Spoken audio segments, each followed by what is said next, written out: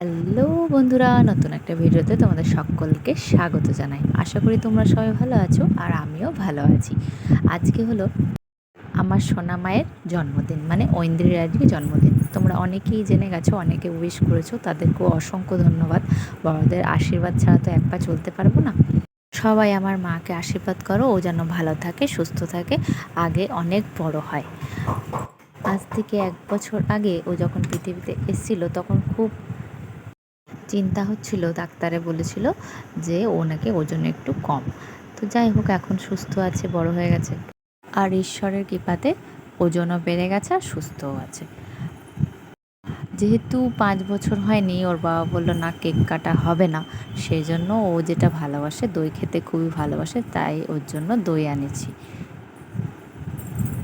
ওর বাবার আর আমার দেওয়া তোড়াটা পরেছি, আর ঠাম্মির দেওয়া জামাটা সকাল দিকে পরেছিলাম, আর বিকাল দিকে ভাবলাম একটু কিছুই যখন করছি না, তখন অন্নপ্রাশনের জামাটা পরিয়ে একটু সাজিয়ে গুজিয়ে ফটোই তুলি। তাই বিকাল দিকে একটু সাজিয়ে গুজিয়ে ফটোই তুলছিলাম, ওকে নিয়ে একটু আনন্দ করছিলাম, দই খাওয়াচ্ছিলাম, বেলুনও ফুলেছিলাম কয়েকটা।